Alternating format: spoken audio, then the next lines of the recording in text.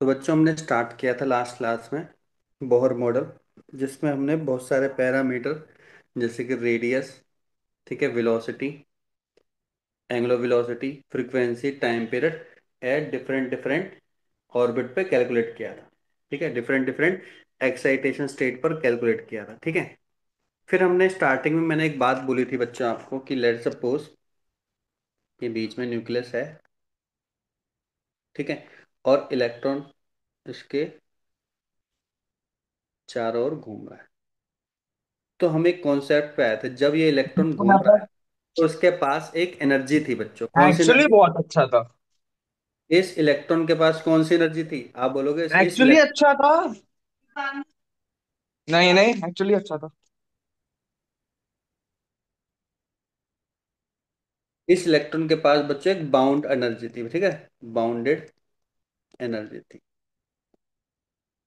जो कि इसको एक अपने ही रीजन में रिवॉल्व करवाती है बच्चों। अगर इस बाउंडेड एनर्जी को याद करो, हमने बोलता वो टोटल एनर्जी निकाली थी हमने। और जो टोटल एनर्जी निकाली थी वो कितनी निकाली थी हमने? टोटल एनर्जी निकाली थी बच्चों -के m e⁻⁴ divided by 8h² epsilon square into z² upon में n²। ये निकाला था बच्चों। ठीक है, ये निकाला था हमने।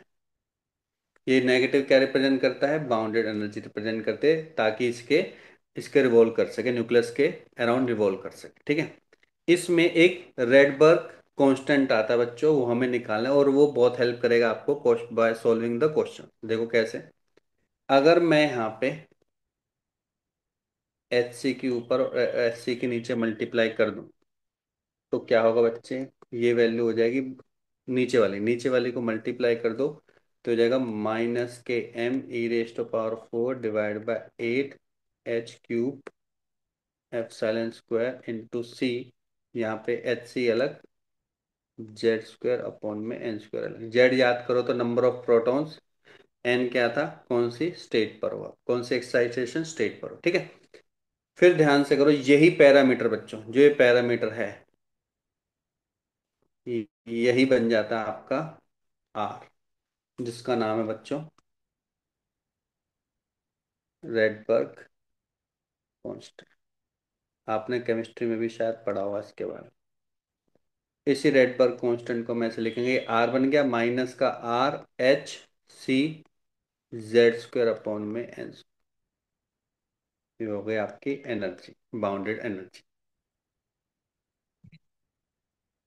अब ध्यान से देखना है, आर की एक वैल्यू होती है जो कि होती है 13.6, ठीक है, 13.6 electron volt divide by Hc। ये वैल्यू होती है आर की।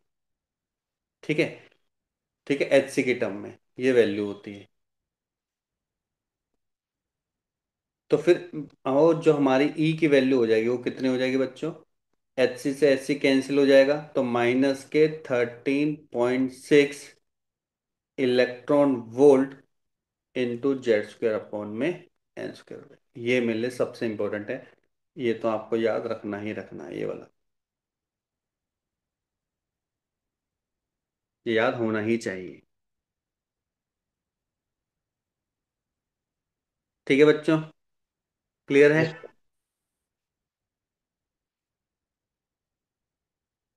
Yes sir. ठीक है, तो सर जो रेडबर्ग था इसका कोई और भी यूज है? बिल्कुल यूज है, देखो कैसे, अभी हम देखेंगे। आर मैंने क्या माना था? ध्यान से देखो, आर मैंने माना था m e⁻⁴ 8h³ epsilon square, वैसे एप्सिलॉन नॉट होता है यहाँ पे, इंटू सी। सी था यहाँ। इसकी वैल्यू बच्चे लगभग लगभग आती है, याद नहीं रखनी है, 10967800 मीटर इनवर्स। ठीक है, जनरली गिवन होगी। 1/r की वैल्यू होती है बच्चों 911 आर्मस्ट्रॉन्ग होती है बच्चों। ये आपको हेल्प कर सकता है, आई थिंक ये आपको याद होनी चाहिए तो सही रहेगा। ठीक है, ये आपको याद होनी चाहिए। 1/r की वैल्यू 911। याद कैसे करोगे? अमेरिका का, अमेरिका, अमेरिका में वो होता है ना 911 इमरजेंसी कॉल, अमेरिका 911, बस 1/r। क्लियर हो गया सभी को कैसे रिमेंबर रखना है? Yes sir.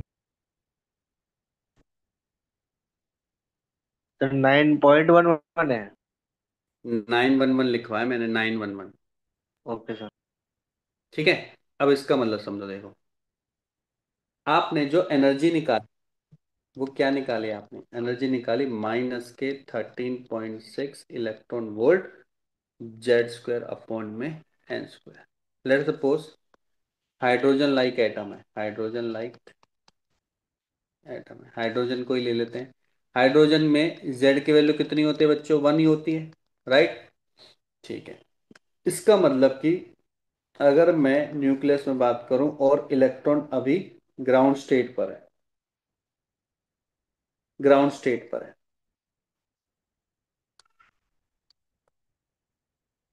या फिर नेक्स्ट वाला कौन सा होता है बच्चों? नेक्स्ट वाले का नाम क्या होता है? First excitation state. उससे नेक्स्ट वाले का नाम क्या होगा बच्चों? N second equal excited. n = 3 पे होता है second excitation state. Sir ground के स्टेट। एलिमेंट नहीं होता। आप पहली क्लास करते हैं ना बच्चे, पहली क्लास तो आप गायब रहते हो, आपकी आदत ही है। K, okay sir. L, M, N so on भी होता है, बाकी ground state, first excitation state, second excitation state, या फिर n = 1, n = 2, n = 3। ठीक है। तो अगर मैं आपसे पूछूं, ध्यान सुनो, अगर मैं आपसे पूछूं कि ग्राउंड स्टेट में अगर कोई इलेक्ट्रॉन है, व्हाट इज द एनर्जी, या मैं बोलूंगा bounded energy of electron in ground state? बहुत ही सिंपल है। देखो ग्राउंड स्टेट पे एनर्जी क्या हो जाएगी, मैं मान के चल रहा हूँ ई जी से रिप्रेजेंट कर रहा हूँ। आप बोलोगे 13.6 इलेक्ट्रॉन वोल्ट। सर हाइड्रोजन बोला तो 1 डिवाइडेड बाय क्या हो जाएगा बच्चे? एन की वैल्यू 1, 1 का स्क्वायर 1। इसका मतलब कि ई जी की वैल्यू कितनी होगी बच्चे? -के 13.6 इलेक्ट्रॉन वोल्ट। मैं बोल रहा हूँ एट फर्स्ट एक्साइटेशन स्टेट पे क्या होगी वैल्यू, या फिर सीधा बोल रहा हूँ n = 2 पे क्या वैल्यू होगी? तो आप बोलोगे ई जी की वैल्यू हो जाएगी -के 13.6, 1/4 हो जाएगी, क्योंकि 2 है तो 1/4 हो जाएगी, 4 से डिवाइड करोगे तो कितनी हो जाएगी? 3.4 हो जाएगी। हाँ, 3.4 इलेक्ट्रॉन वोल्ट। तो देखो कितनी एकदम से रिड्यूस करोगे। अगर मैं नेक्स्ट एक्साइटेशन स्टेट पे निकालना चाहता हूँ, दैट इज n = 3, 1 पे क्या लोगे? यहाँ पे 1 ले लो। First excitation state, second excitation state, -के 13.6, 3 का स्क्वायर 9, 9 से करोगे बच्चे -के 146, लगभग लगभग 5, इतने के आसपास आ जाएगा। समझ में आ रहा है बच्चों? ऐसे आप किसी भी एक्साइटेशन स्टेट पर बाउंडेड एनर्जी निकाल सकते हैं। कौन सी एनर्जी निकाल सकते हैं बच्चे? बाउंडेड एनर्जी निकाल सकते हैं। क्या ये बात क्लियर हो गई सभी को? यस और no? Clear everyone? Yes sir. है ना? सिंपल है। अब देखो यहां से हम एक कॉन्सेप्ट निकल के आता है, ionization energy.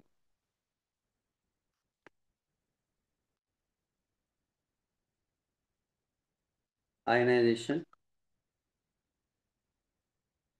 Energy, ionization energy का मतलब क्या होता है बच्चों? अगर कोई इलेक्ट्रॉन अपने ऑर्बिट में घूम रहा है न्यूक्लियस के चारों, ठीक है, तो मेरे को इसको बच्चे उस अपनी वाली एक्साइटेशन स्टेट से n = इन्फानाइट पे भेजना है। सर n = इन्फानाइट का मतलब बच्चे, अगर n की वैल्यू इन्फानाइट हो गई तो मतलब एनर्जी की वैल्यू कितनी हो गई? 0। अगर याद हो हमने ग्रेविटेशन पढ़ा था कि हमारे जो सेलेस्टियल बॉडी होती है, जैसे कि हमारा क्या हो गया बच्चे? सन हो गया, सन के चारों ओर घूम रहा कौन? अर्थ घूम रहा है, ठीक है, या फिर अर्थ ले लो, इससे तो आप कर ही लोगे, अर्थ है। और सैटेलाइट, हमने कौन सा पढ़ा था? सैटेलाइट घूम रहा है तो उसके पास एक बाउंडेड एनर्जी नेगेटिव है। अगर मैं इस सैटेलाइट को उस ग्रेविटेशन फील्ड से, अर्थ की ग्रेविटेशन फील्ड से बाहर लेके जाना चाहता हूं, तो मुझे इसको यहां तक लेके आना पड़ेगा। यहां तक लाने के लिए मेरे को कितनी एनर्जी देनी पड़ेगी? सो जो नेगेटिव में जितनी एनर्जी थी ना उसके पास, उसमें उतनी प्लस एनर्जी डाल दोगे तो यहां पे उसकी कोई पास, क्योंकि अब जब दोनों के बीच में कोई रिलेशन नहीं रहा, तो सर बाउंडेड एनर्जी होगी ही नहीं। और जब बाउंडेड एनर्जी जीरो बन जाएगी बच्चों, तो इसका मतलब कि आप उस अर्थ के ग्रेविटेशन फील्ड से बाहर आ चुके हो। आप मतलब सैटेलाइट अर्थ के ग्रेविटेशन फील्ड से बाहर आ चुका है। तो मतलब कि उस पर बाउंडेड एनर्जी कितनी होगी? जीरो। वो तो मिनिमम है। सर अगर मैंने मान के चलो यहाँ पे 5 - 5 थे और मैंने +6 दे दी, फिर तो बच्चे आप बाहर ही निकल गए ना, तो डेफिनेटली बाहर निकल गए, प्लस हो गया। प्लस हो या मिनिमम जीरो हो, तो आप उसके फील्ड से बाहर आ जाते हो। सेम बच्चों हम यहां पे पढ़ते हैं किसमें? आयनेशन एनर्जी में। हम क्या पढ़ेंगे, ध्यान से सुनो, आयनेशन एनर्जी में पढ़ेंगे कि जो इलेक्ट्रॉन न्यूक्लियस के चारों ओर घूम रहा है, तो एक बाउंडेड है उसके पास एनर्जी। अगर मैं उसकी बाउंडेड एनर्जी जीरो कर दूं, अगर मैं उसकी बाउंडेड एनर्जी जीरो कर दूं बच्चे, तो इलेक्ट्रॉन क्या हो जाएगा बच्चे? उसके फोर्स से बाहर आ जाएगा। किसके? न्यूक्लियस के फोर्स से बाहर आ जाएगा। उसी को ही बोलते हैं बच्चों आयनाइजेशन एनर्जी। समझ में आ गया बच्चों? क्या ये बात क्लियर हो गई सभी को? यस और नो? Yes, sir. यस ठीक सर। है। तो देखो हम क्या करना चाहते हैं, हम ये चाहते हैं कि जो न्यूक्लियस है आपका, ठीक है, उस पे जो इलेक्ट्रॉन मूव कर रहा है, ठीक है, ये इलेक्ट्रॉन है, ये नेगेटिव है, इलेक्ट्रॉन मूव कर रहा है और इसके पास बाउंडेड एनर्जी है -13.6 इलेक्ट्रॉन वोल्ट Z² अपॉन में n²। मैं क्या चाहता हूं, ये इसके बाउंडेड रीजन से बाहर आ जाए और यहां पे इसकी एनर्जी क्या हो जाए बच्चे? जीरो हो जाए। ये थी एन स्टेट पर। कोई से भी एन स्टेट पर हो सकता है। फर्स्ट एक्साइटेशन से, सेकंड एक्साइटेशन से, ग्राउंड स्टेट, कुछ भी एन की वैल्यू पे हो सकता है। मैं तो अभी यहाँ पे कोई डिसाइड होना करेगा, ग्राउंडेड पे हो सकता है सेकंड स्टेट पर, तो सेकंड की वैल्यू यहाँ पे पुट करके फिर निकालेंगे हम। पर है तो यही ना। और आपको पता है ये स्टेट कौन सी हो सकती है? सर ये तो स्टेट मुझे भी नहीं पता। तो हम इसको मान लेंगे ये स्टेट होगी आपकी n=∞। और सर ये बाहर कैसे जा सकता है बच्चों? ये बाहर कैसे जा सकता है सर? जब आप इसके ऊपर कोई एनर्जी प्रोवाइड करेंगे। और वो कौन सी एनर्जी हो सकती है? मेरे ख्याल से मैं तो इसको बच्चे कौन सी एनर्जी प्रोवाइड कर सकता हूं? फोटोन एनर्जी प्रोवाइड कर सकता हूं। हमने पढ़ा था, शुरू में पढ़ा था, अगर आपने फोटोन एनर्जी इतनी दे दी कि वो 1 से सेकंड पे चला जाए, तो याद है हमने पढ़ा था E2 - E1 किसके बराबर होगा बच्चों?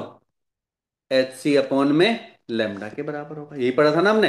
अब हम क्या कर रहे हैं, इतनी ज्यादा एनर्जी दे रहे हैं बच्चे, ताकि ये वाला इलेक्ट्रॉन उस अपने n=∞ पे चला जाए। क्या ये बात क्लियर हो गई सभी को? बच्चों बात क्लियर हो गई सभी को? Yes Yes, sir. sir. ठीक है। तो इसका मतलब कि मेरा जो एनर्जी चेंज है वो कितना है सर? एनर्जी चेंज है आपका फाइनल एनर्जी जो कि है E इनफाइनाइट पे, माइनस इनिशियल एनर्जी जो कि है आपकी एन स्टेट पर। E इनफाइनाइट पे मैंने बोल दिया तो जीरो एनर्जी है, ठीक है। और ई एन की एनर्जी होती है -13.6 इलेक्ट्रॉन वोल्ट Z² अपॉन में n²।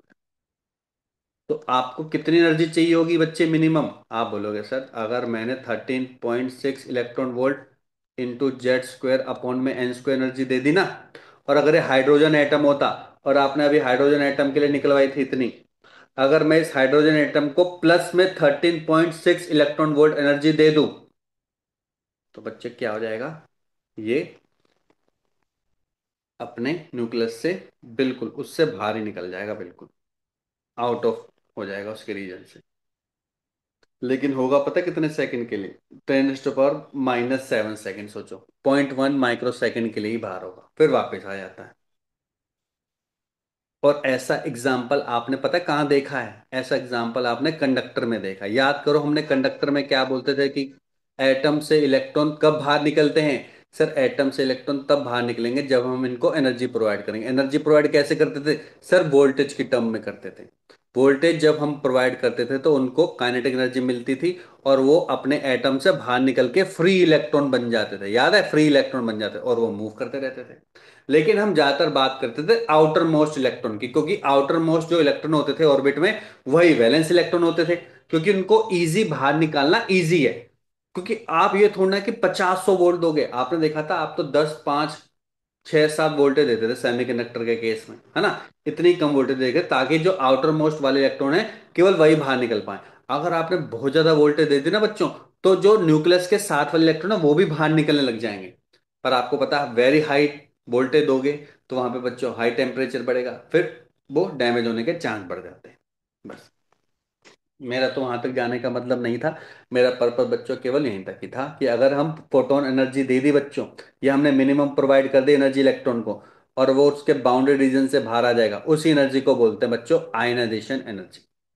सर में आ गया बच्चों, यस और no, clear everyone? Yes sir. ठीक है, तो लिख Yes. लो। Ionization energy is the minimum energy required. Ionization energy is the minimum energy required to transfer an electron, to transfer an electron from its state, from its state to n equal to infinity।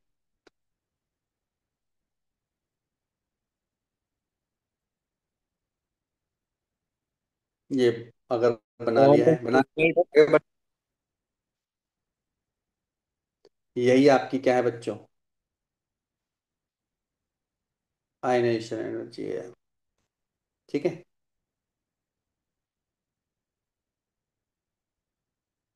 और ये total energy का negative होगा ना, ये हमारी थी, ये total energy की क्या होगी बच्चे, नेगेटिव बन गई।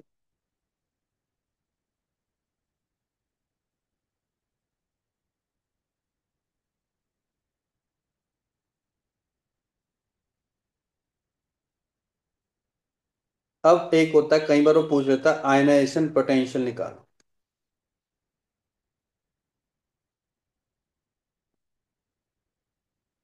आयनाइजेशन पोटेंशियल क्या होता है बच्चों? आयनाइजेशन एनर्जी है।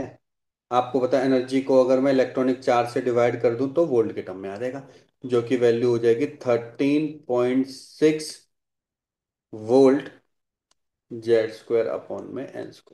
ये निकल गया आपका आयनाइजेशन पोटेंशियल। क्लियर हो गया बच्चों यहां तक सभी को?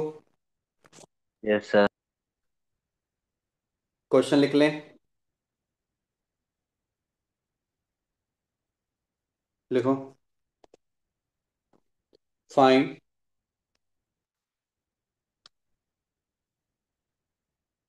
Ionization energy and ionization potential of helium atom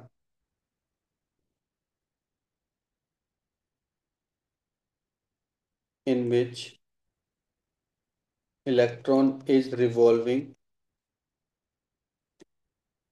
in n equal to 3 state।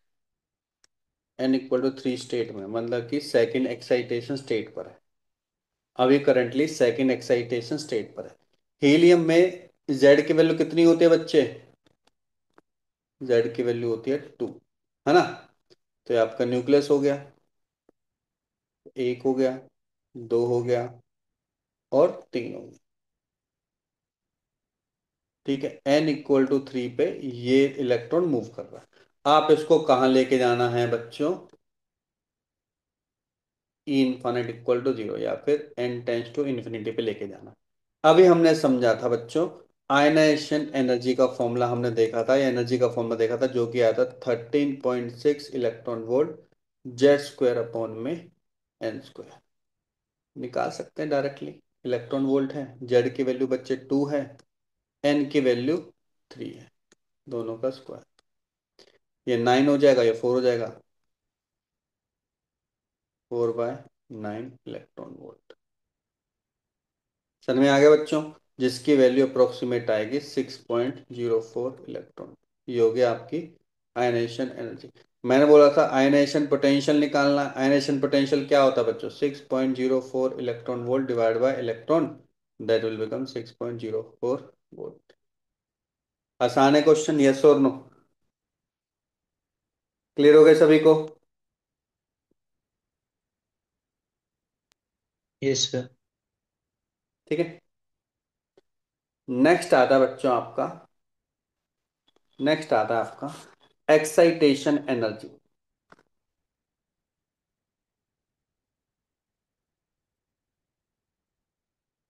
Excitation energy, ध्यान से सुनना।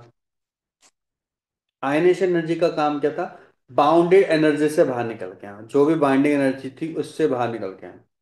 यहां का मतलब क्या है बच्चों? एक्साइटेशन एनर्जी का काम है क्या है? ग्राउंड स्टेट से, ध्यान से सुन लो, ग्राउंड स्टेट से हमें निकल के आना है कोई भी गिवन ऑर्बिट में या कोई भी गिवन स्टेट में निकाल के आना है, लेकिन ग्राउंड स्टेट से आना चाहिए। दोबारा सुन लो, एक्साइटेशन एनर्जी ग्राउंड स्टेट से ही स्टार्ट होगी और किसी भी स्टेट में जा सकता है। सेकेंड में, थर्ड में, फोर्थ में, फाइव्थ में, किसी में भी जा सकता है। इसका मतलब कि अगर मुझे एक्साइटेशन एनर्जी निकालनी है, एक्साइटेशन एनर्जी निकालनी है, तो मैं कोई ना कोई एक स्टेट में रहूंगा, है ना, ग्राउंड स्टेट में। और मैं ग्राउंड स्टेट से कहाँ चला जाऊंगा बच्चों? एनर्थ स्टेट में चला जाऊंगा, मतलब कि कोई भी एक ऑर्बिट में चला जाऊंगा। ठीक है। अब याद करो, एनर्थ स्टेट पे आपने एनर्जी निकाल रखे हैं। एनर्थ स्टेट पे जनरल एनर्जी का फॉर्मूला क्या होता है?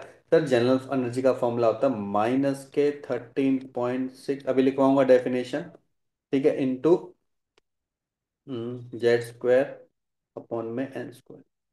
सर वन पे क्या होगा बच्चे? वन पे तो देखो, जेड की वैल्यू तो चेंज नहीं होने वाली, एन की वैल्यू वन हो जाएगी, तो यहाँ पे वैल्यू हो जाएगी -के 13.6 इलेक्ट्रॉन वोल्ट, माइनस के सॉरी मल्टीप्लाई Z² अपॉन में वन का square, minus minus will become plus, तो यहाँ पे हो जाएगी 13.6 इलेक्ट्रॉन वोल्ट। मैं तो कहूंगा ये याद रखो, ये तो आप कर भी लोगे।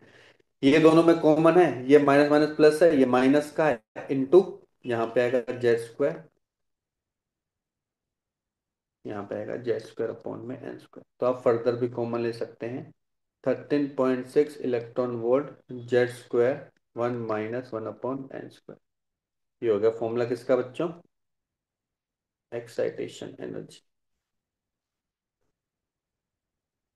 सर में आए कि नहीं आया बच्चों? क्लियर है? ठीक है। अब इसको देखो, 13.6 इलेक्ट्रॉन वोल्ट को अगर याद हो तो उसको हमने RHC भी लिख सकते हैं। याद करो क्या था हमारा R? R था हमारा ये। अगर इसकी वैल्यू लिखें तो RHC के टर्म में भी लिख सकते हैं, RHC Z² one minus one upon में n²। और अगर मुझे पोटेंशियल निकालनी है, एक्साइटेशन पोटेंशियल निकालनी है, दैट शुड बी 13.6 वोल्ट, ई से ही गायब कर दिया, Z² one minus one upon में n²। सर में आ गया बच्चों फॉर्मूला? कहां से कहां पे जाना हमें? ग्राउंड स्टेट से कोई भी गिवन ऑर्बिट में या गिवन स्टेट में जाना है। Clear everyone? सर में आ गया? Yes sir. लिखो, डेफिनेशन लिख लो सर एक्साइटेशन। हाँ। मुझे मेरा रे ऑप्टिक्स का टेस्ट हुआ स्कूल में। किसका? रे ऑप्टिक्स का। हाँ जी। तो कुछ डाउट्स थे दो क्वेश्चन के, वो आपको क्लास के बाद भेज दूं? हाँ मेरे को भेज दियो, ठीक ग्रुप है सर। में और डाल। सर सारी सॉरी सर, जो स्टार्टिंग में थोड़ा सा डिस्टरबेंस हो गया था, सॉरी। ठीक है, ग्राउंड उस पे भेज दियो ग्रुप पे, ठीक है। ठीक ठीक है है बच्चों, सर। लिखो, excitation energy of an orbit is defined as, excitation energy of an orbit is defined as the amount of energy required, the amount of energy required to shift electron from, to shift electron from ground state to given orbit or any state। Sir वापस बोलना। amount of energy required to shift electron from ground state to given orbit, given orbit।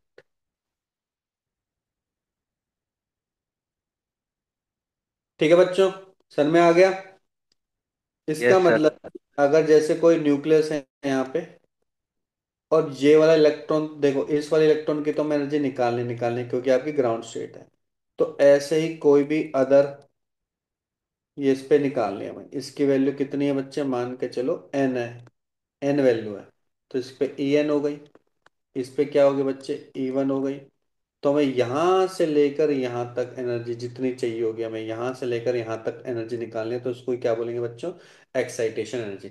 अगर हमें infinite तक लेके जानी है, आपको बता रखा है मैंने, इन्फाइनाइट का मतलब क्या होता है बच्चों, हम वो कौन सी एनर्जी होगी बच्चे, वो आयनाइजेशन एनर्जी होगी। इन्फाइनाइट तक लेके जाएंगे तो आयनाइजेशन एनर्जी बन गई, है ना। करके देख लो, एन की वैल्यू इन्फाइनाइट जीरो पुट कर दोगे, यही आपकी कौन सी बन जाएगी, excitation energy.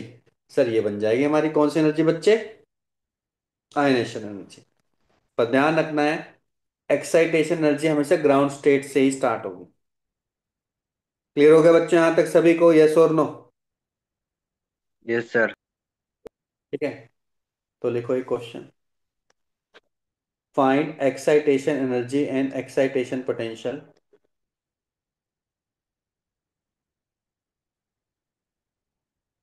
Of helium atom at n equal to 5।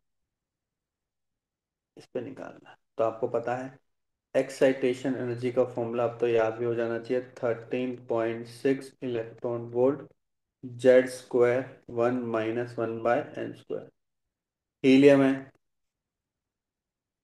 Helium में तो जेड की वैल्यू टू होती है, टू का स्क्वायर कहाँ तक लेके जाना है सर, फाइव तक। 24/5 हो गया,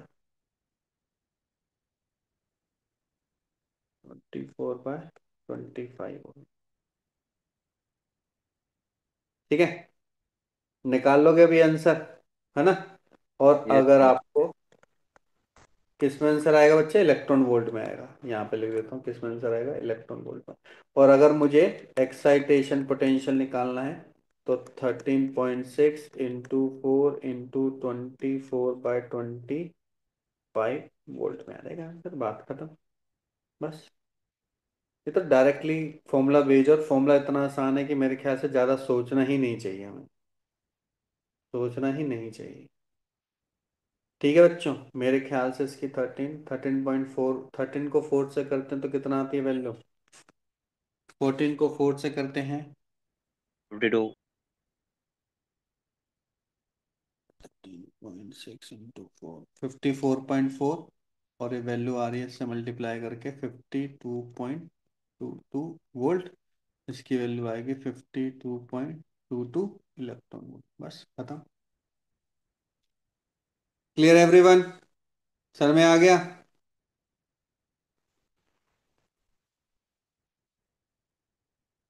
यस सर। ठीक है, अब लिखो नेक्स्ट छोटा सा टॉपिक फिर दे, एक्साइटेशन ऑफ एटम।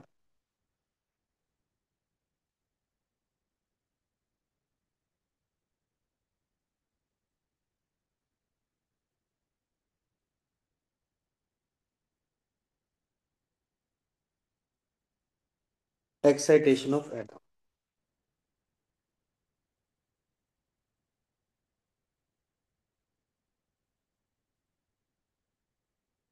इसमें बच्चों देखो, अगर आप ध्यान दो, तो मैं अगर आपसे पूछूं कि एक्साइटेशन मतलब एटम के अंदर जो इलेक्ट्रॉन रिवॉल्व कर रहे हैं ऑर्बिट में, गिवन ऑर्बिट में, उसको मुझे कितनी वेवलेंथ देनी चाहिए, कौन सी फोटोन की वेवलेंथ दूं कि वो ग्राउंड स्टेट से कहाँ पे पहुंच जाए बच्चे, कोई भी गिवन ऑर्बिट में पहुंच जाए। क्योंकि एक्साइटेशन का मतलब तो अभी तक हमने ये समझा है, एक्साइटेशन एनर्जी का मतलब हमने ये समझा कि ग्राउंड स्टेट से कोई भी nth ऑर्बिट में चला जाएगा, है ना, nth ऑर्बिट में चला जाएगा।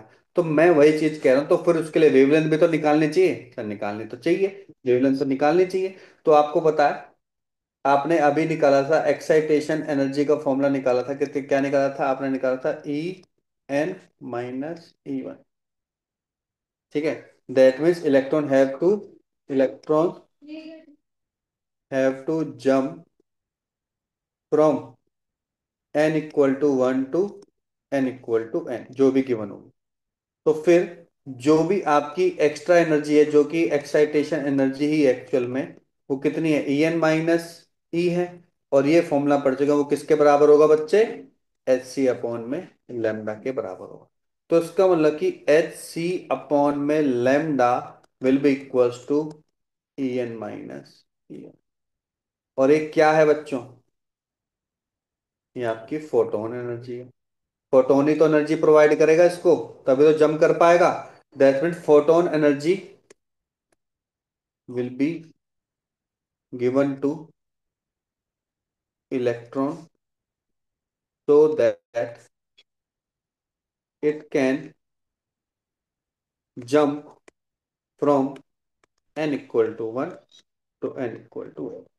तो यहां से हम बच्चे लेमडा की वैल्यू भी कैलकुलेट कर सकते हैं। इवन आपको यह भी पता है कि एच सी का फॉर्मूला क्या होता है, पता है कि नहीं पता, मेरे को तो पता है। एच सी की value in terms of Armstrong हमने पढ़ी है, वो कितनी होती थी बच्चों, 1 2 4 2 0 या फिर 1 2 0 0 आर्मस्ट्रॉन्ग डिवाइडेड बाय लेमडा। और लेमडा भी किस में होची, आर्मस्ट्रॉन्ग में होचे, will be equals to E N minus E one. तो लेमडा की वैल्यू निकल आई बच्चे 1 2 4 0 0 angstrom divide by E N minus E. Clear हो गया बच्चों।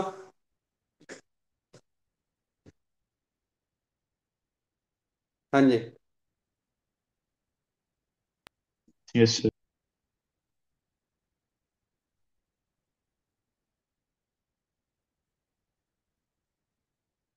अब देखो, अब हमने पढ़ लिया कि सर हमने एक बाउंडेड एनर्जी तो पढ़ लिया, ठीक है। अगर बाई चांस मैंने बाउंडेड एनर्जी से ज्यादा एनर्जी दे दी तो क्या होगा। आपने देखा था कि मान के चलो ये एक न्यूक्लियस है और यहाँ पे एक इलेक्ट्रॉन मूव कर रहा है, पे करता जा रहा, करता जा रहा, करता जा रहा। मैंने इसको फोटोन के थ्रू एनर्जी दे दी 13.6 इलेक्ट्रॉन। तो आप बोलोगे ये इलेक्ट्रॉन पहुंच जाएगा बच्चे एन इक्वल टू इन्फानाइट में, मतलब कि इन्फानाइट कितनी, इसके पास अब एनर्जी कितनी बची। पहले इस इलेक्ट्रॉन के पास नेगेटिव एनर्जी थी, इसके पास नेगेटिव एनर्जी थी 13.6 इलेक्ट्रॉन वोल्ट थी। मैंने इसको positive energy they the through photon, तो ये यहां तक पहुंच गया। लेकिन क्वेश्चन तो मेरा ये है ही नहीं। क्वेश्चन मेरा क्या है, ध्यान से सुनो। क्वेश्चन ये है मेरा कि अगर यही सेम ऑर्बिट पे, यही सेम ऑर्बिट पे अगर मैं इसी इलेक्ट्रॉन को, सॉरी इलेक्ट्रॉन को, जिसके पास बाउंडिंग एनर्जी आपको पता है इतनी ही रहेगी। वैसे तो मैंने हाइड्रोजन ही माना है इसको, हाइड्रोजन एटम मान लो, क्योंकि 13.6 डायरेक्टली ले ली ना। तो अगर मैं इसको फोटोन एनर्जी मान के चलो 20 दे दी, प्लस के 20 दे दी, इसके बाद हम माइनस के ये। और अगर जैसे प्लस के 20 दे दी तो भाई साहब डेफिनेटली बाउंड्री रीजन से तो बाहर चला गया। अब इसके पास एनर्जी पता कितनी बची, आप बोलोगे सर इसके पास बची 20 माइनस के 13.6 इलेक्ट्रॉन वोल्ट, जो कि लगभग लगभग बची 6.4 इलेक्ट्रॉन। ये क्या करेगा इस एनर्जी का, आप सोच सकते हो इस एनर्जी का क्या करेगा ये,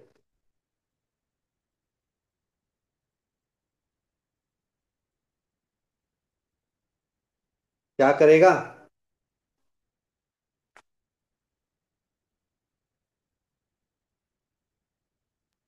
हाँ भाई, दिवस क्या करेगा।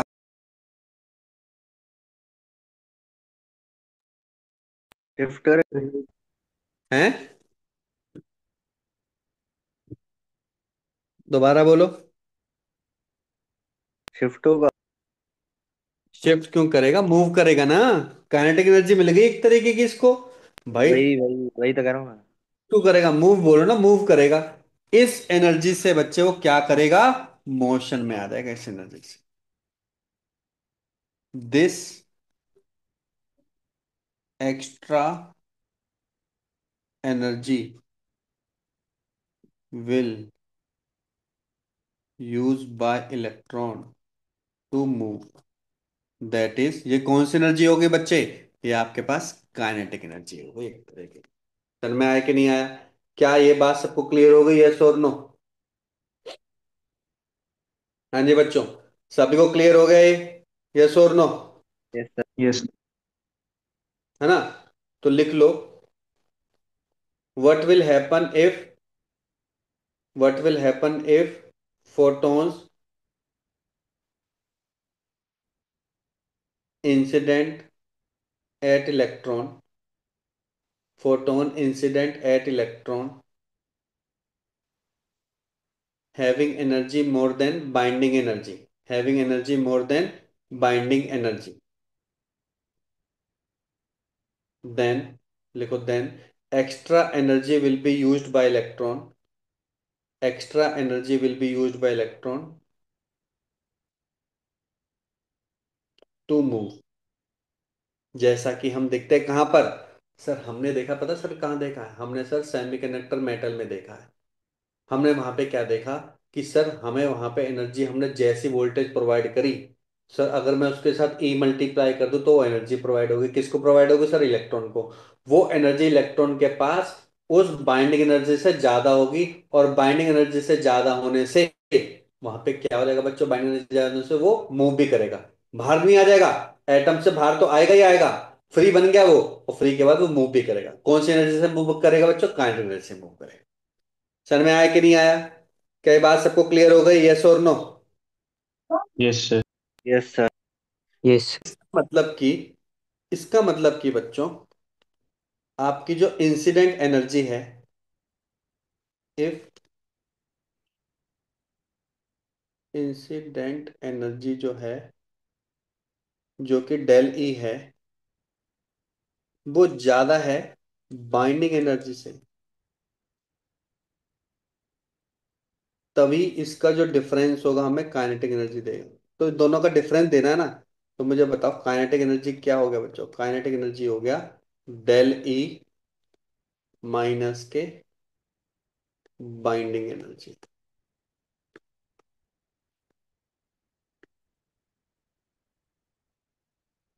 समझ में आ गया बच्चों? यस और नो? है ना? और अगर थोड़ा बहुत याद हो, ये तो हो गया इंसिडेंट एनर्जी। बाइंडिंग एनर्जी का फॉर्मूला याद है आप सभी को थोड़ा बहुत?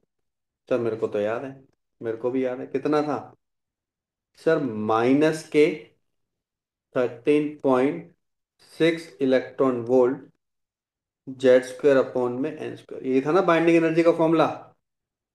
यस है ना सर। बस?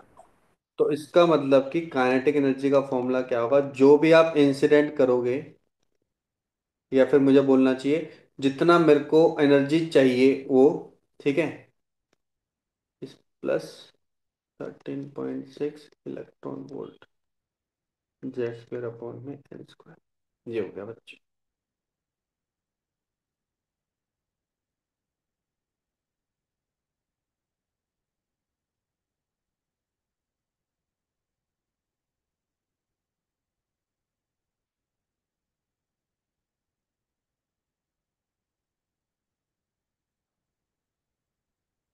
ठीक है, बाइंडिंग एनर्जी हो गया, ये हो गया। तो बाइंडिंग एनर्जी तो फिक्स ही होती है, ठीक है। यहाँ पे बाइंडिंग एनर्जी मैंने नेगेटिव पहले ही दे दिया, नेगेटिव नेगेटिव पॉजिटिव हो जाएगा तो कैलकुलेशन में मिस्टेक आ जाएगी। आप नेगेटिव ही रखो उसको, ये हटाओ, नेगेटिव रखो, क्योंकि डिफरेंस ही तो कैलकुलेट करना ना। यहाँ पे पहले ही नेगेटिव ले लिया, ठीक है। नेगेटिव ही रखना है बच्चे, ध्यान रखना, नेगेटिव यही होगा। और ये कौन सी एनर्जी है? ध्यान रखना, ये कौन सी एनर्जी है? ये है energy of photon. Energy of photon का फॉर्मूला क्या होता है बच्चों? एनर्जी ऑफ फोटोन का वो होता है एच सी अपॉन में लैम्डा। एच सी अपॉन में लैम्डा क्या है? आपका डेली है। वो कितने से ज्यादा होना चाहिए सर? वो होना चाहिए 13.6 electron volt Z square upon में एन स्क्वायर से ज्यादा होना चाहिए। और जैसे ही ज्यादा आ जाएगा बच्चों, वही एक्स्ट्रा एनर्जी मिल जाएगी किसको? इलेक्ट्रॉन को, ताकि वो क्या कर सके? मूव कर सके।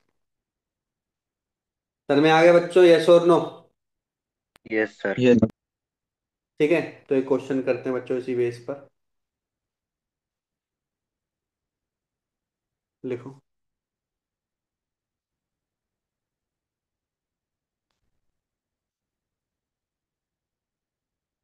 if a photon is incident having wavelength 700 Armstrong 700 Armstrong. If a photon is incident having wavelength 700 Armstrong at He plus atom, find kinetic energy and speed of electron. अब देखो यहाँ पे कोई स्टेट नहीं बोल रखे, स्टेट नहीं बोल रखे तो ऑटोमेटिकली समझ लेना ग्राउंड स्टेट की ही बात कर रहा है, और तो कुछ बोलेगा ही नहीं, ग्राउंड स्टेट की ही बात कर रहा है। इसका मतलब कि यहाँ पे जेड की वैल्यू क्या है, 2 है, और एन की वैल्यू क्या है बच्चे, 1 है। एन की वैल्यू क्या है, 1 है। अगर मैंने ये दे दी तो ये तो ज़्यादा हो जाएगी। इसको ऐसा करो, helium atom at n equal to 2 पे है इलेक्ट्रॉन, ये ले लो, एन इक्वल टू 2 पे है बच्चे, वरना फिर कैलकुलेशन नहीं हो पाएगी। सो ठीक है, एन इक्वल टू 2 ले लिया। ठीक है, तो फॉर्मूला क्या था, काइनेटिक एनर्जी का फॉर्मूला था H3 अपॉन में लेमडा माइनस के 13.6 electron volt Z square upon में N square. Sir lambda Armstrong में, तो आर्मस्ट्रॉन्ग में वैल्यू मुझे याद है 12420 अपॉन में 700 माइनस के 13.6 इलेक्ट्रॉन वोल्ट, 2 डिवाइड बाय 2 का स्क्वायर है, जो कि कैंसिल हो गए। तो यहाँ पे कितना बचा, 13.6 इलेक्ट्रॉन वोल्ट बचा। एक जीरो से एक जीरो ये कट गया यहाँ पे, ये होगा 1554 किस पे जाएगा बच्चे, 49 पे 7, ठीक है, पॉइंट कितना बचा 52, फिर 7, ठीक है, इतना ही कर ले बहुत है, हाँ ठीक है। तो 17 पॉइंट, अगर मैं देखो 2 लेता तो 4 तो बहुत ज़्यादा हो जाती है, बाहर ही नहीं निकल पाते, ठीक है। तो बच्चे कितना होगा, लगभग लगभग आंसर हो गया इसका 4.1 इलेक्ट्रॉन वोल्ट, ये हो गया काइनेटिक एनर्जी। मुझे क्या निकालना था, सर मुझे निकालना है स्पीड ऑफ इलेक्ट्रॉन में, ठीक है। तो मैंने क्या समझाया था, kinetic energy will be equal to half m v square, क्योंकि यहाँ पे मास है और मीटर पर सेकंड है, तो आपको इसको भी बच्चों प्रॉपर वैल्यू में लिखना पड़ेगा। तो 4.1 1.6 टेंस पावर माइनस के 19 हाफ 9.1 टेंस पावर माइनस के 31 into v square.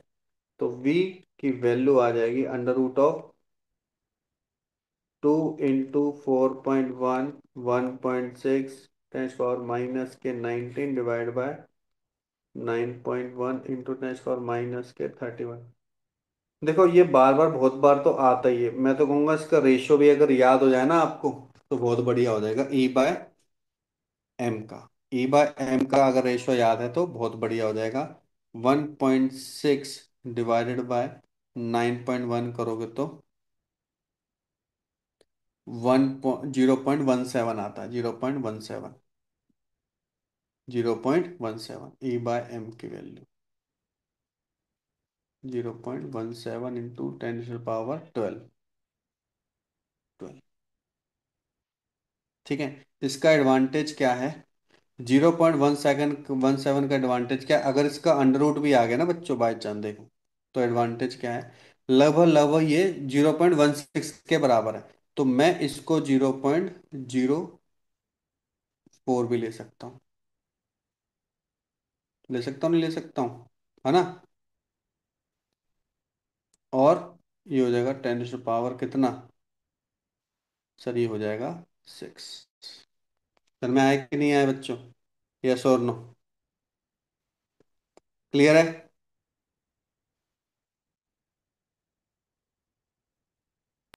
Yes sir. Sir yes zero sir. Four होगा, सॉरी बच्चों 0.4, ठीक है। तो ये एडवांटेज है, ये मैं कहूँगा कि आप याद ही रख लो, बहुत बार आता ही है। हमने निकाल लिया, याद रख लो, नोट में डाल के लिख लो। E/m की अंडर रूट में, या फिर बाहर से वैल्यू 0.17 और बाहर से ले लो लगभग 0.4, 0.419 आ रहा है, हम 0.4 ले लेंगे, क्या दिक्कत है, ज्यादा फर्क नहीं पड़ेगा। ठीक है बच्चों, क्लियर है ना? अब बस 0 पॉइंट, ये वाली वैल्यू तो हमने निकाल ही ली। अब 8 की वैल्यू भी पता हो तो कितना बढ़िया हो जाए, देखो ऐसे वैल्यू याद होनी चाहिए। 8 की वैल्यू पता है, ये वैल्यू आ तो वेलोसिटी आसपास आपके आ जाएगी, वैल्यू 10⁻6 में आ जाएगी। कितना आ गया? 0.4 × 2 × √2 मीटर पर सेकंड, ये वैल्यू है आपकी।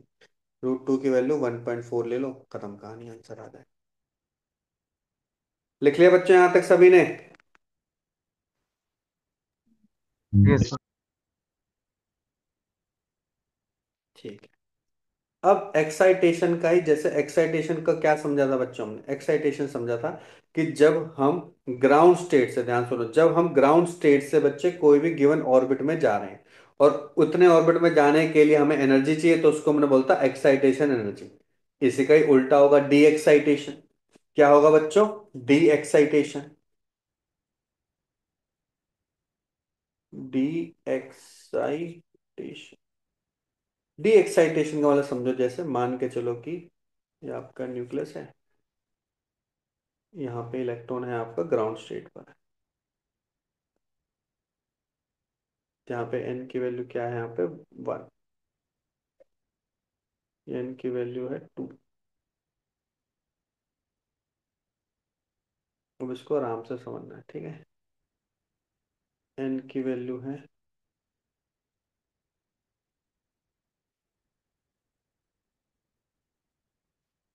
n की वैल्यू है 3, n की वैल्यू है 4, एक और ले लो,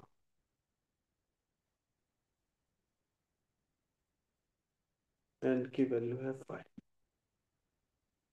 ध्यान से समझना, देखो, अगर आपने इसको एक फोटोन एनर्जी दी, है ना, फोटोन एनर्जी दी, और वो फोटोन एनर्जी बच्चों इतनी होनी चाहिए, ध्यान सुन लो, इतनी होनी चाहिए कि वो इस लेवल पे जाए, या तो इस लेवल पे जाए, या तो इस लेवल पे जाए, या इस लेवल पे जाए। ठीक है? जैसे एग्जाम्पल के तौर पर यहाँ पे एनर्जी है, तो उसके पास कितनी एनर्जी होगी, जैसे हाइड्रोजन एटम के लिए, तो -13.6 अगर मैं इलेक्ट्रॉन वोल्ट दूंगा, बल्कि इस पे एनर्जी इतनी है। हमने इस पे देखा था कितनी निकल के आई थी, 4 से हमने डिवाइड किया था, तो बच्चे -4.4, नहीं सॉरी 3.4 एनर्जी आई थी, 3.4, अगर याद हो तो कितनी एनर्जी आई थी, 3.4 एनर्जी आई थी। फिर इसको हमने किससे डिवाइड किया था बच्चे?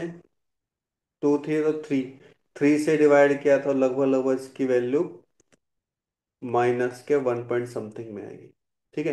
तो इन दोनों का डिफरेंस कितना हो गया, अगर मैं वैसे चेक करूं इन दोनों का डिफरेंस कितना है, लगभग लगभग 10.2 इलेक्ट्रॉन वोल्ट मैंने दी है। तो ध्यान सुनो, अगर मैंने एक फोटोन दिया इसको जिसकी एनर्जी है 10.2 एनर्जी दिया, तो ये इलेक्ट्रॉन कहाँ पहुंच जाएगा? यहाँ पहुंच जाएगा। समझ में आया कि नहीं आया बच्चों? क्या ये बात क्लियर हो गई सभी को? यस और नो? यस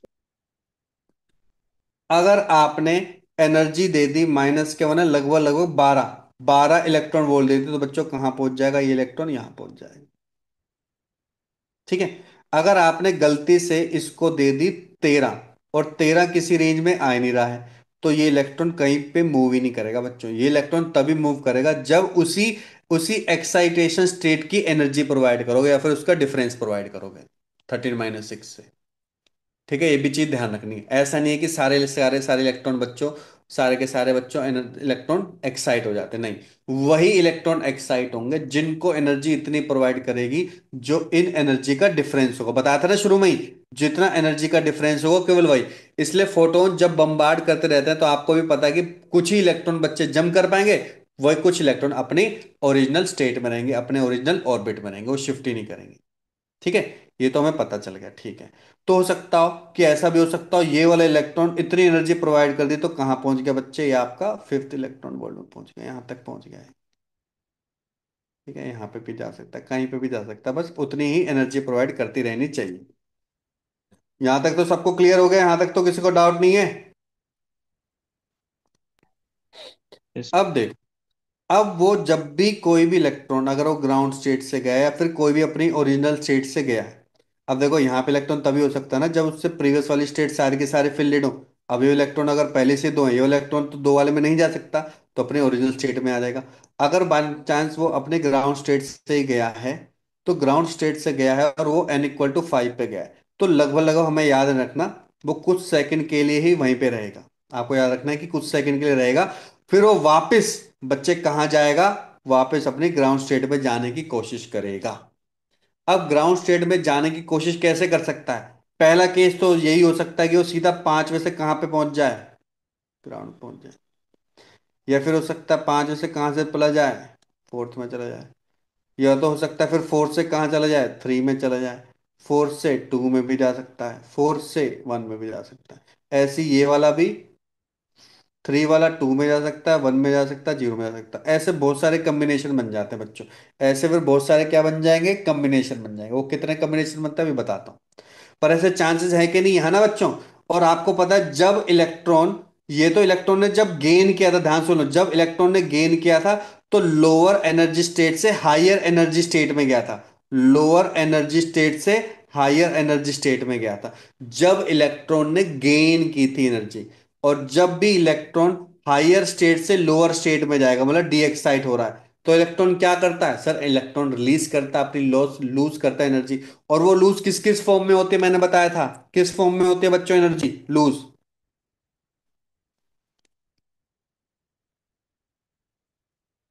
या तो हीट की फॉर्म में हो सकता है, या फिर किसकी फॉर्म में हो सकते हैं बच्चों? लाइट की, और बोथ भी हो सकती है। सर में आया कि नहीं आया बच्चों? यस और नो? क्या ये बात क्लियर होगी सभी को? Clear everyone? Yes sir. Yes sir. ठीक है, तो लिख लो।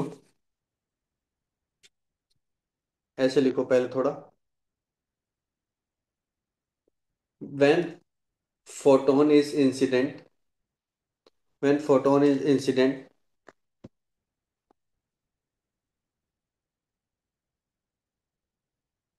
at atom,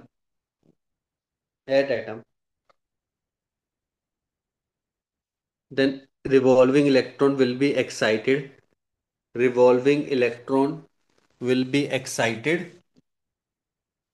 by incident photon,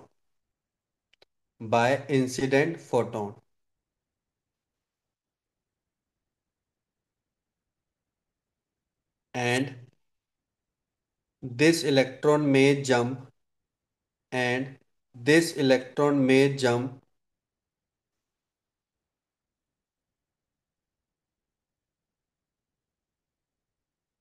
from lower energy state, या फिर existing energy state to higher energy state, existing energy state to higher energy state.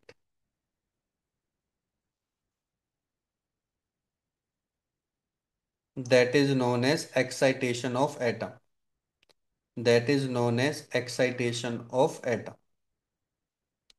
That is known as excitation of atom. अब लिखो next line से। Electron will be at higher state for around 10 to the power -7 second.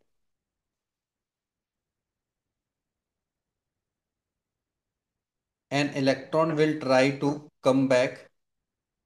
An electron will try to come back sir its highest state के बाद बोलना। eh, highest state के बाद बोलना। highest state कहाँ से? Starting electron will be in highest state. For very short duration around 10 to the power -7 second.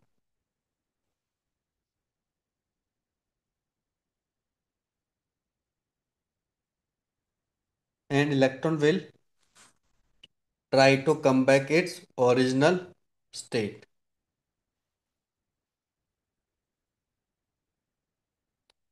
That is known as de-excitation. That is known as de-excitation. इसी को हम क्या बोलते हैं बच्चों? de-excitation बोलते हैं।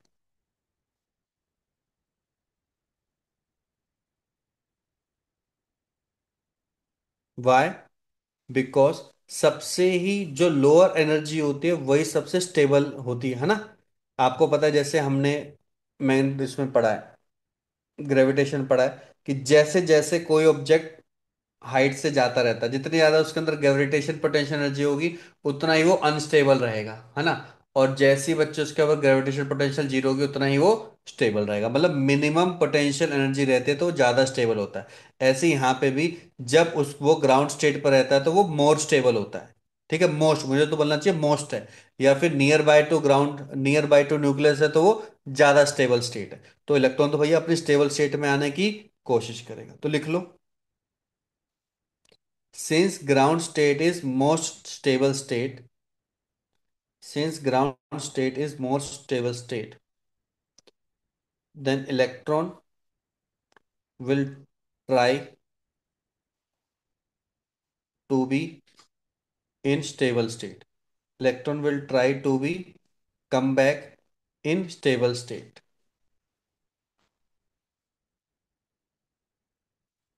ठीक है बच्चों, लिख लिया यहां तक सभी ने? Yes sir. Yes. है ना। यस। तो कॉम्बिनेशन जो जितने बनेंगे, देखो कॉम्बिनेशन कैसे कैसे बन सकते हैं। जैसे मान के चलो, देखो n = 5 है, n = 5 से मुझे 1 पे जाना है।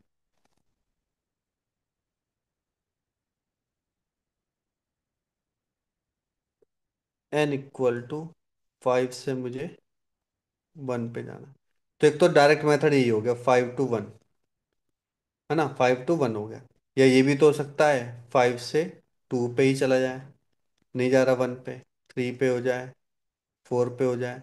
अच्छा, अगर वो 1 पे तो बात ही खत्म, लेकिन अगर वो 2 पे जा चुका है तो वो क्या करेगा, 2 से 1 पे जाने की कोशिश करेगा, है ना, ये भी तो हो सकता है। 2 से 1 पे जाने की कोशिश करेगा बाद में, ठीक है। अच्छा, 3 वाला क्या कर सकता है सर, 3 वाला कर सकता है 3 से 2 पे और फिर 2 से 1 पे। 4 वाला क्या कर सकता है सर, 4 वाला कर सकता है, 4 वाला 3 पे जाए, 3 वाला 2 पे जाए और फिर 2 वाला 1 पे जाए। तो ऐसे कितने कॉम्बिनेशन बन गए, 1 2 3 4 5 6 7 8 9 10। तो कोई स्टेट से दूसरे स्टेट पे जाने के लिए बच्चे 10 कॉम्बिनेशन है ऐसे, मतलब सॉरी, 5 से 1 तक आने के लिए 10 कॉम्बिनेशन बन सकते हैं। इसका मतलब पता है क्या है सर, अगर 10 कॉम्बिनेशन बन सकते हो मतलब ऐसे ही वो 10 फोटोन एनर्जी रिलीज कर सकता है। मैं तो गलत बोल रहा हूँ, 10 type of photon energy release कर सकता है, type, 10 types of photon release कर सकता है, 10 टाइप्स ऑफ फोटोन रिलीज कर सकता है, 10 types of photon can be released. Sir में आ गया बच्चों, यस और नो, क्लियर हो गया सभी को? तो ये वो हो जाएगा ना, n × n - 1/2। बिल्कुल करेक्ट। वो अभी हम बताएंगे, अब आगे जाके फॉर्मूला बताएंगे अभी, है ना। तो टाइप ऑफ फोटोन हमें कैसे पता चलेगा, देखो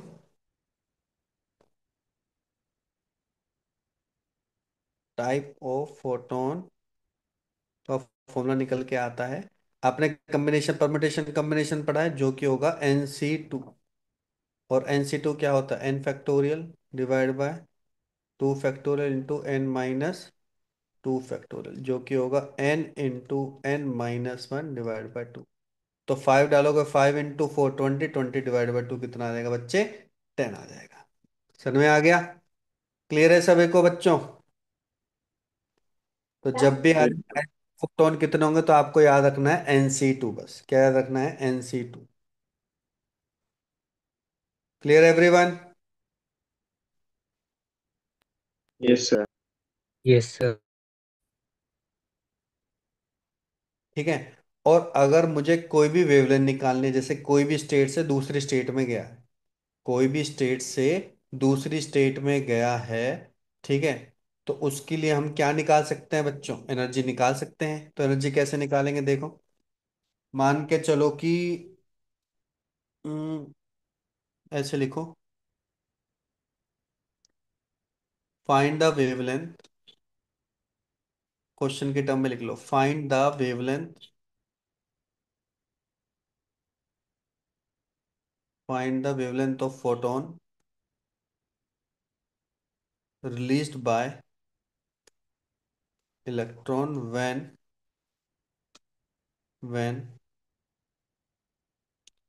डी एक्साइटेड फ्रॉम, कहाँ से कहाँ गया, N2 स्टेट से N1 state, N2 to N1 state में गया। और ये आपको पता होना चाहिए, definitely N2 greater than N1 ही होगा। हाइयर से लोअर में जाएंगे तभी तो होगा, हाइयर से लोअर में जाएंगे तभी होगा। इसका मतलब कि, ध्यान सुनो, कितनी कितनी एनर्जी रिलीज करेगा सर, वो करेगा En2 माइनस En1। ये फॉर्मूला भी है, इसे हम जनरेट भी कर देंगे बच्चों। तो देखो, En2 माइनस En1। क्लियर है बच्चों? ठीक है। अब ध्यान से देखो, आराम से करेंगे, कोई जल्दबाजी नहीं। देखो सर, ये तो लेमडा के बराबर ही होगा, मतलब SC अपॉन में लेमडा हो गया, तो बात ही खत्म। ठीक है। अब En2 देखो सर, En2 होता था सर, कोई भी एनर्जी हम किसी भी स्टेट पे निकाल देते तो वो होता था -के 13.6 इलेक्ट्रॉन वोल्ट Z² अपॉन में N2 का स्क्वायर, है ना। माइनस के 13.6 इलेक्ट्रॉन वोल्ट Z² अपॉन में N1 का स्क्वायर।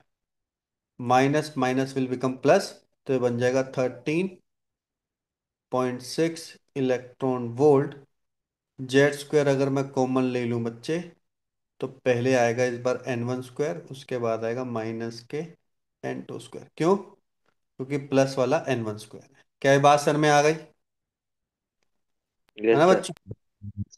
अब ऐसा फॉर्मूला अगर याद, तो हमने तो बहुत परेशानी हो जाएगी, है ना। हमें तो परेशानी हो जाएगी।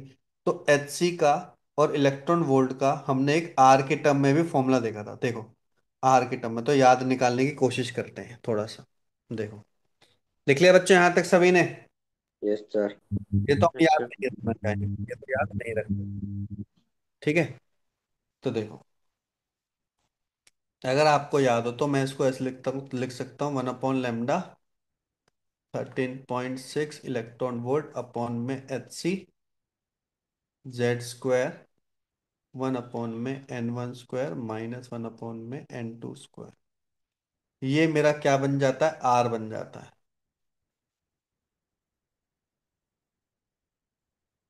आर रेडबर्ग बताया था ना, Z² 1/में N1 square minus 1/N2 square.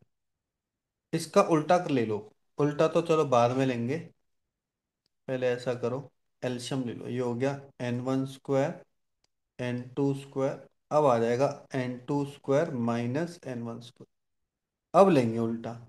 ये फॉर्मूला याद रखना। देखो, ये Z हो गया, ये हो गया 1/R 1/में Z² N2 square minus N1 square upon में N1 स्क्वायर N2 स्क्वायर। याद करो ये लैम्डा वाला की टर्म ऊपर नहीं होगा ये की उल्टा हो वैल्यू जाएगा। सर? वन ये upon, N1 square N2 square ऊपर नहीं आ जाएगा? अरे हाँ, सही कह रहा। एक सेकेंड,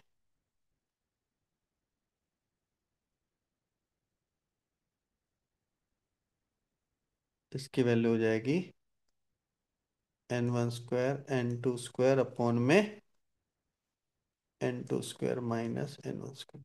1/R की वैल्यू बच्चे हमने आर्मस्ट्रॉन्ग में निकाली थी, याद है? आर्मस्ट्रॉन्ग में निकाली थी, क्या निकाली थी? 911 आर्मस्ट्रॉन्ग। इसलिए देखो अब हेल्प पड़ गया, डिवाइड बाय Z²। अब देखो आर्मस्ट्रॉन्ग में रिजल्टेंट देगा ये, into N1 square divide by N2 square minus N1 square. और अगर आप और अच्छे से लिखना चाहो तो आर्मस्ट्रॉन्ग को बाहर ले लो। फाइनली जो लेमडा की वैल्यू निकली, 911 divide by Z² N1 square N2 square divide by N2 square minus N1 square. Clear हो गया बच्चों यहाँ तक सभी को? हाँ जी। यस। है ना? जैसे एग्जाम्पल के तौर पे मेरे को निकालना है,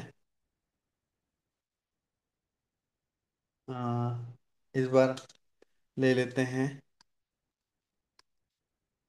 हीलियम एटम, कहाँ से कहाँ, n = 4 टू n = 1 ले लो, 4 to 1 से। तो लेमडा की वैल्यू निकालने, कौन सी वेवलेंथ, कौन सी फोटोन होगी, फोटोन की वेवलेंथ होगी जो कि रिलीज करेगा। तो कौन सी रिलीज करेगा, देखो 911, जेड की वैल्यू आपको पता है यहाँ पे 2 हो जाएगी, 2 का स्क्वायर, ये हो गई, ये हाइयर है तो n2 वाला हाइयर होता है, तो याद रखना है ये हो जाएगा 4 का स्क्वायर, 1 का स्क्वायर डिवाइडेड बाय, ये हो जाएगा 4 का स्क्वायर -1 का square, 911 divide by 4 × 16 divide by बच्चों 15, ये कटा किससे, 4 से, बस 911। मतलब लेमडा की वैल्यू अगर आप ध्यान से देखो बच्चों, जो कि हमारी लाइट एनर्जी थी ना, लाइट की वेवलेंथ थी, उससे क्या आ रही है, कम आ रही है बहुत, उससे क्या आ रही है, कम आ रही है, अप्रोक्सीमेटली आ रही फोर है टू 243 आर्मस्ट्रॉन्ग।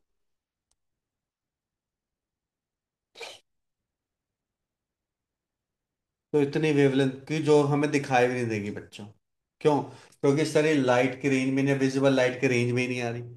सर में आ गया कि नहीं आ गया बच्चों, सर में आ गया कि नहीं आ गया, ये वाली तो हमें दिखाई भी नहीं पड़ेगी सर, क्योंकि ये कौन सी रेंज में नहीं है सर, विजिबल लाइट की रेंज में नहीं है। क्लियर हो गया सभी को, यस और नो? Yes sir. यस।